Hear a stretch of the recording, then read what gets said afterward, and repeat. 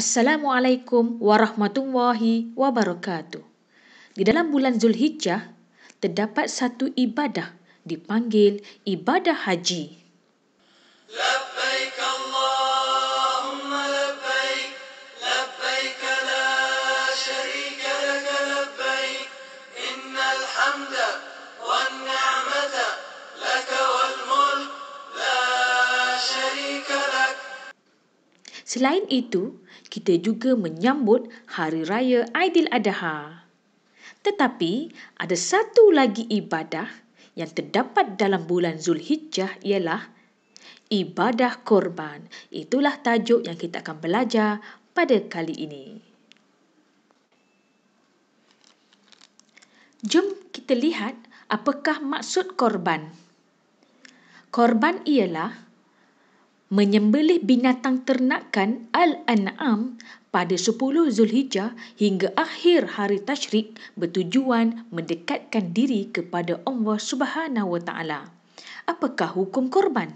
Hukumnya ialah sunat muakkad dan wajib jika anda bernazar.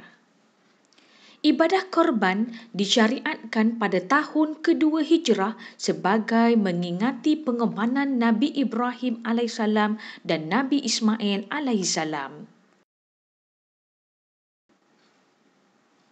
Jom sekarang kita lihat dalil nakli korban iaitu daripada surah Al-Kawthar ayat 2.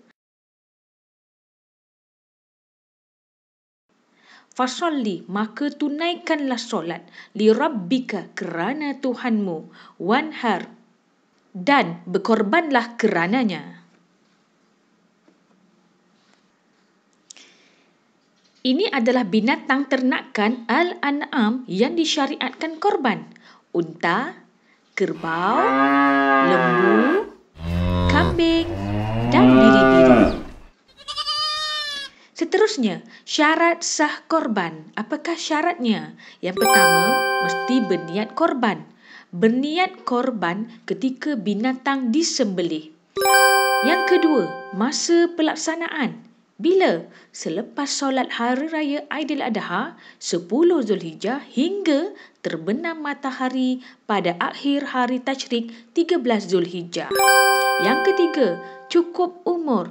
Bagi unta 5 tahun dan ke atas, bagi lembu atau kerbau 2 tahun dan ke atas, bagi kambing 2 tahun dan ke atas, manakala bagi biri-biri 1 tahun ataupun sudah bersalin gigi hadapan setelah berumur 6 bulan. Manakala yang keempat, sifat Al-An'am iaitu bebas daripada penyakit dan kecacatan. Contoh, cacat teruk pada satu matanya, berpenyakit yang teruk, tempang atau kurus yang melampau. Sekarang, jom kita lihat perkara sunat korban. Antaranya ialah orang yang berkorban disunatkan tidak bercukur dan memotong kukunya pada permulaan bulan Zulhijjah sehingga selesai berkorban. Yang kedua, melakukan penyembelihan korban dengan sendiri dan tidak mewakilkan kepada orang lain jika mampu. Yang ketiga, melaksanakan segala sunat sembelihan seperti menghadap arah kiblat dan alat semitan yang tajam. Yang keempat, membaca Bismillahi wallahu akbar dan berselawat ke atas Rasulullah SAW ketika menyembelih. Dan yang terakhir sunat korban ialah berdoa semasa hendak menyembelih. Okey, yang ini adalah tempoh masa pelaksanaan korban. Korban dilakukan pada 10 Zulhijjah dan hari-hari Tasyrik. Korban tidak sah dilakukan sebelum 10 Zulhijjah. Kita tengok yang pertama, 1 Zulhijjah, orang yang berkorban makruh bercukur dan memotong kuku. Kemudian 10 Zulhijjah adalah waktu afdal penyembelihan ialah selepas naik matahari, selepas solat sunat Aidiladha dan 2 khutbah. 11 Zulhijjah, sunat pelaksanaan korban. 12 Zulhijjah, sunat pelaksanaan korban. 13 Zulhijjah, sunat pelaksanaan korban. 11, 12 dan 13 kita panggil hari-hari Tasyrik. Manakala pada 14 Zulhijjah, korban tidak sah dilakukan selepas terbenamnya matahari 13 Zulhijjah. Bagaimana pula pembahagian daging korban? Okey, jadi 1/3 akan dihadiahkan kepada sahabat handai termasuk orang kaya atau jiran-jiran. 1/3 disedekahkan kepada fakir dan miskin, manakala 1/3 lagi dimakan oleh pihak yang berkorban dan anggota keluarganya. Ingat, wajib semua daging korban bagi korban nazar disedekahkan kepada fakir dan miskin.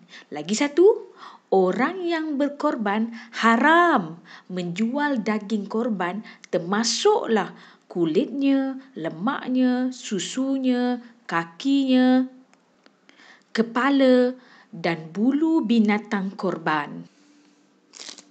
Apakah hikmah korban? Hikmah ataupun kelebihan korban antaranya ialah dapat mengagungkan syiar Islam, kita dapat mendekatkan diri kepada Allah, tanda takwa kita kepada Allah.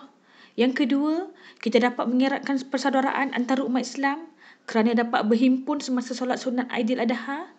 InsyaAllah nanti mungkin menghayati semangat pengorbanan agung yang telah dilakukan oleh Nabi Ibrahim AS supaya semangat tersebut menaikkan semangat jihad.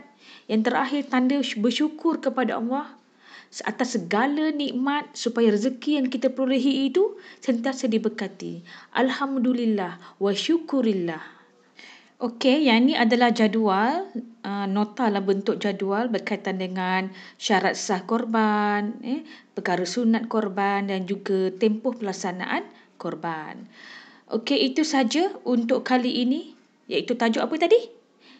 Fiqh korban tingkatan 4. Jangan lupa untuk buat nota dan jawab kuis. Wabillahi taufiq wa hidayah. Wassalamualaikum warahmatullahi wabarakatuh.